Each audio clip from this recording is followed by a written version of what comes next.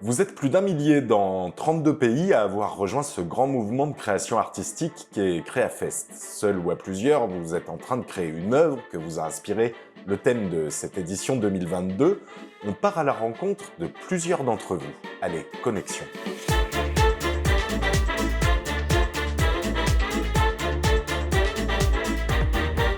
Nous sommes au lycée français de Tripoli, en Libye, avec Tasnim El Tagouri et des élèves. Tasnim El Tagouri, bonjour. Bonjour. Vous êtes coordinatrice pédagogique. Oui, et enseignante de sciences, ça fait maintenant 5 ans dans notre établissement. Était l'école de la communauté française auparavant.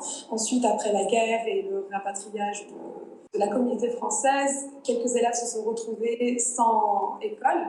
Donc, quelques parents d'élèves ont eu le courage de rouvrir cette école, mais en tant que plateforme pédagogique uniquement grâce au CNED. Donc, c'est une classe réglementée, ils suivent le programme CNED, etc. Et donc, ça fait maintenant presque 8 ans que cette école a réouvert. Donc ce sont des parents qui ont réouvert l'école. C'est en dehors de, j'allais dire, de l'éducation nationale. Exactement, mais sous la soutenance et le guide, bien sûr, du consulat français. Et, Pourquoi fallait-il, à leurs yeux, réouvrir l'école ?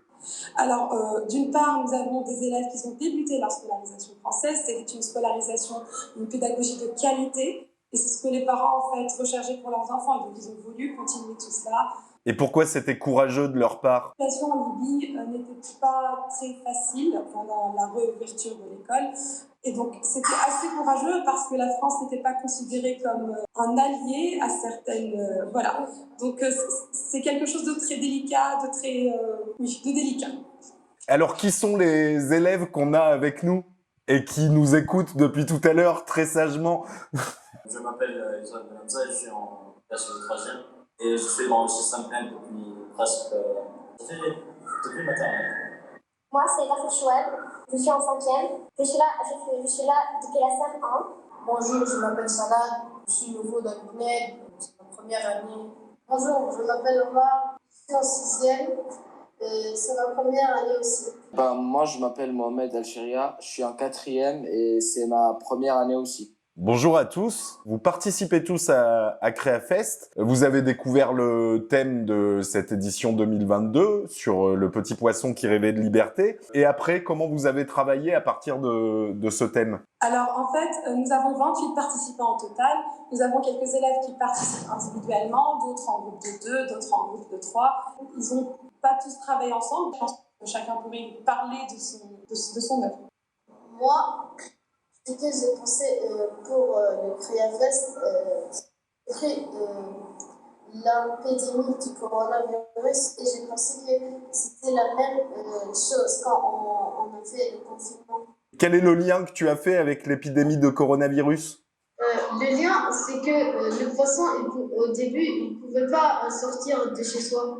Il doit rester, il ne pouvait pas sortir. C'était comme nous au confinement. Ok.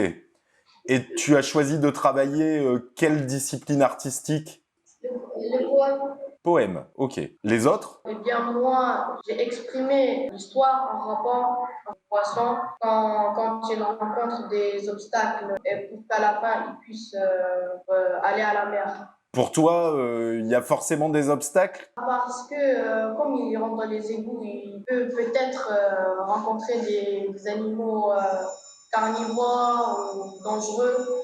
Ok. Et c'est un poème aussi ? On peut dire que c'est un poème, mais c'est plus vers le rap. Ah, ok. Un slam ? Oui. Très bien. Moi, j'ai dessiné une BD.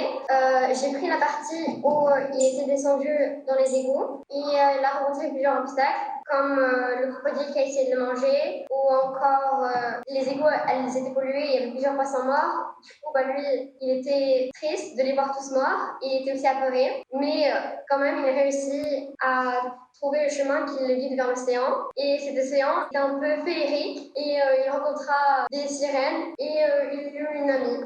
Tu parles des égouts pollués parce que tu es sensible à l'état de la planète et à l'environnement ? Oui, voilà. Pourquoi toi tu avais envie de parler des égouts pollués ? Parce que je trouvais que notre pays était un peu trop pollué et il fallait qu'on essaye de sensibiliser les gens à la pollution, qu'on essaye un peu de trouver une solution. D'accord. C'est la première fois que tu dessines une bande dessinée? Non, j'aime bien dessiner. Et d'habitude, tu dessines pour toi ou est-ce que tu le montres à d'autres personnes ce que tu dessines? Oui, je montre à plusieurs personnes. D'ailleurs, je dessine aussi pour des gens, comme par exemple pour ma sœur ou mes amis, quand ils ont besoin d'un dessin. Là, tu vas pouvoir le montrer au monde entier. Oui, T'en penses quoi? je suis heureuse, surtout que je veux aussi sensibiliser les gens à la pollution avec ma bande dessinée. Ok. Et donc, pour toi, quel a été le thème que tu as voulu évoquer? J'ai décidé d'en représenter la libération du poisson du bocal sous forme d'image 3D dans un logiciel en 3D. Donc j'ai fait une scène où il s'échappe finalement des égouts et s'empare dans l'océan pour être plus libre.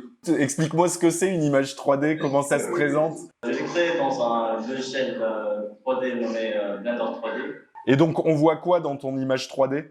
On voit le poisson enfin s'échapper des égouts et entrer dans l'océan. C'est ce que montre Donc, c'est quelque chose que tu aimes et dont tu veux faire ton métier, par exemple, travailler dans les nouvelles technologies. Oui, j'aimerais bien être modéleur de 3D, faire des modélisations de modèles et enfin créer tout logiciel sur le logiciel 3D Blender. Ça m'intéresse beaucoup plus. Ça permet à beaucoup de gens d'en s'exprimer. Qu'est-ce que tu as voulu montrer sur ce thème du petit poisson qui rêvait de liberté, toi? Est-ce que tu as un message? Je voulais montrer la liberté du poisson. On va changer de case et rejoindre Mohamed. Moi, j'ai décidé de faire un poème qui parle, qui met en valeur le sentiment de la liberté et de la joie que le poisson ressentit quand il s'est échappé du bocal. Parce que c'est très important pour vivre, être libre, se sentir libre. La joie, c'est très important pour moi. Vraiment, parce que si on n'est pas libre, tout simplement, on peut pas vivre comme on veut. On peut pas vivre. Toi, tu as déjà eu le sentiment d'être privé de liberté? Oui, malheureusement. Avant d'aller dans l'école française, j'étais dans une école libyenne. Et malheureusement, en Libye, les gens ne te laissent pas penser comme tu veux. Et donc, tu n'as pas la liberté de penser, la liberté de parler, la liberté de t'exprimer. Après, j'ai voyagé au Burkina Faso. C'est là-bas que j'ai appris le français. J'ai découvert la liberté. Je pouvais m'exprimer librement dans l'école française, etc. Donc, le sujet m'a touché personnellement à cause de cela. La dimension internationale, Tasnim, de permettre à ces élèves de s'exprimer en dehors des frontières du pays, ça compte aussi pour vous? Oui, bien entendu. Oui. Et le message que vous mettez à cette participation à CréaFest? Alors, en partie, c'était plutôt d'éveiller la créativité envers les jeunes. Je fais un master en éducation du développement durable pour les jeunes. Et là, on reconnaît l'importance de la créativité pour résoudre tous les problèmes que notre planète fait face. Donc ça, c'est important. Et c'est aussi une façon de s'exprimer à ces jeunes qui n'ont pas vraiment beaucoup de moyens de s'exprimer en dehors de l'école. Mohamed, tu écris souvent des textes? Non, j'ai commencé à écrire cette année. J'ai commencé à beaucoup m'intéresser parce que j'avais des difficultés en français, en écriture. Donc, pour améliorer mon niveau, j'ai commencé à beaucoup écrire. J'ai commencé à écrire des poèmes, des rédactions. J'ai même commencé à écrire un manga. Et notre jeune slammer? Ça, c'est pas la première fois que j'écris un texte ou un freestyle. Moi, j'aime bien ramper. Moi, personnellement, je sais pas dessiner et je sais pas faire des vidéos. La seule méthode pour m'exprimer était de créer un texte. Mais les textes que tu écris d'habitude, est-ce que tu les montres à d'autres personnes ou? Oui, oui, je poste même mes textes. Vous êtes en Libye, mais plein de gens partout dans le monde, sur d'autres continents, vont participer aussi et créer des œuvres sur ce même thème. Qu'est-ce que ça vous inspire, vous? Alors moi, pas trop, car on a dit qu'il n'y avait pas trop de il y avait pas de récompense à gagner. Donc, moi, j'ai un peu l'esprit compétitif. Ah non, ça m'a permis d'exprimer ma créativité et de sensibiliser les gens à la pollution et aussi les petits poissons, nous aussi, qui rêvaient de liberté. Surtout en pandémie, nous aussi, on a beaucoup rêvé de liberté. Est-ce que vous pensez que d'autres parleront de choses complètement différentes dans d'autres pays?